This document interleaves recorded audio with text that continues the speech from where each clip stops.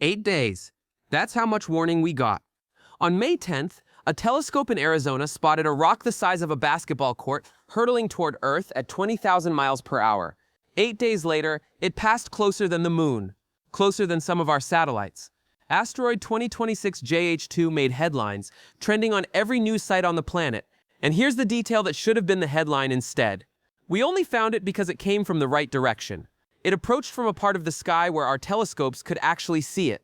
There's another direction we can barely look at all. And what's hiding there is much, much bigger. Venus, our closest planetary neighbor, close enough that it's the brightest object in the night sky after the Moon.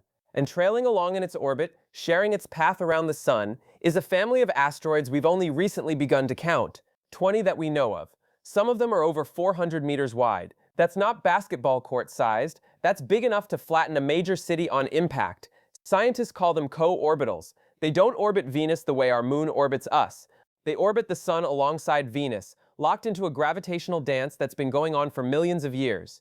So why haven't you heard of them? Because of where they are.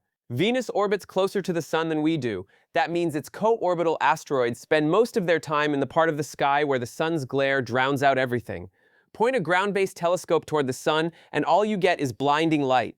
These asteroids hide in it the way a car hides in the glare of oncoming headlights. You know something might be there, you just can't see it until it's on top of you.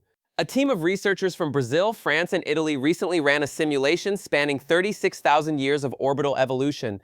They tracked how gravitational interactions with Venus, Earth, and the other planets gradually nudge these co-orbitals over time.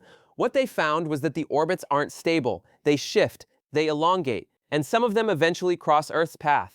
The study flagged 3 specific asteroids, designated 2020 SB, 524522, and 2020 CL1, as having the highest potential to evolve into what astronomers classify as potentially hazardous asteroids. Objects whose orbits bring them close enough to Earth, and whose size is large enough that an impact would be catastrophic. But here's where it stops being an abstract threat on a 36,000-year timeline and starts being a problem right now. We're supposed to have eyes on this. We're supposed to have planetary radar. For decades, 2 instruments gave us the ability to bounce radar signals off incoming asteroids and measure their size, shape, rotation, and exact trajectory with extraordinary precision. Arecibo in Puerto Rico, Goldstone in California. Arecibo collapsed in December 2020. The massive 900-ton instrument platform crashed into the dish below after support cables failed. It hasn't been rebuilt. Goldstone, the only remaining planetary radar system, is currently shut down for extensive repairs. We don't know when it's coming back. Let that settle for a moment. The 2 instruments that could tell us exactly what's heading our way are both gone. At the same time, a professor at UCLA named Jean-Luc Margot put it bluntly after 2026 JH2 flew past last week. Without radar data, we are less capable of assessing the impact risk, and we are more vulnerable to the impact hazard. He wasn't speculating, he was describing the current state of planetary defense as of May 2026. And it gets worse. According to his analysis, astronomers have observed roughly 1% of near-Earth asteroids in the same size range as 2026 JH2. 1%. That means 99 out of every 100 rocks that size are still out there, untracked, unknown, invisible. Now widen the lens. A NASA assessment published earlier this year estimated that more than 15,000 asteroids large enough to destroy a city are orbiting near Earth right now, undetected. 15,000? That's not a projection for the future. That's what's already there. We just haven't found them yet. Think about what a city killer actually means, not in movie terms, in real physical terms. The Tunguska event in 1908 was caused by an object roughly 60 meters wide. It never even hit the ground. It exploded in the atmosphere over Siberia and flattened 800 square miles of forest. 80 million trees, knocked flat in a radial pattern like matchsticks blown over by an invisible hand. The shockwaves circled the Earth twice. Seismic stations in England registered the impact. If that had happened over London or Tokyo or New York, the death toll would have been measured in millions. There would have been no crater, just a shockwave that shattered every window, flattened every structure, and killed every person within a radius of dozens of miles. And Tunguska was small. The Venus co-orbitals flagged in the study range from 140 meters to nearly 400 meters. The energy released by a 400-meter asteroid striking Earth would exceed the combined force of every nuclear weapon ever built detonated simultaneously. That's not an exaggeration. That's the physics. The Chelyabinsk meteor in 2013 was even smaller than Tunguska. About 20 meters across, it exploded over a Russian city with no warning whatsoever, Nobody saw it coming. The shockwave blew out windows across the city and injured 1,500 people.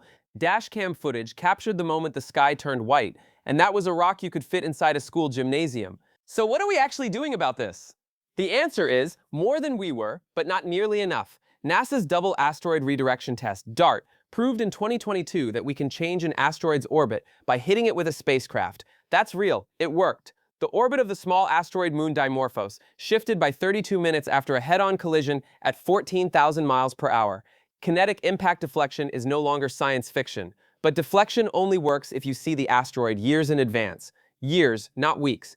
You need time to design the mission, build the spacecraft, launch it, and let it travel to the target. For an asteroid spotted 8 days out, like 2026 JH2, deflection isn't an option. You can't launch a mission to something you discovered last Tuesday. Evacuation is your only move, and you can't evacuate a city in 8 days if you don't know where the impact will be. The Vera C. Rubin Observatory in Chile is the closest thing to a game changer we have right now. In its first 6 weeks of preliminary observations, it discovered over 11,000 previously unknown asteroids, including 33 near-Earth objects. Once its full 10-year survey begins, expected to launch in the coming months, it's projected to nearly double the number of known near-Earth asteroids larger than 140 meters. That's significant. But Rubin is a ground-based telescope. It still can't stare directly into the solar glare where the Venus co-orbitals hide. For that, we need NASA's NEO Surveyor, a dedicated infrared space telescope designed specifically to find dark asteroids by their heat signature, including those hidden near the sun.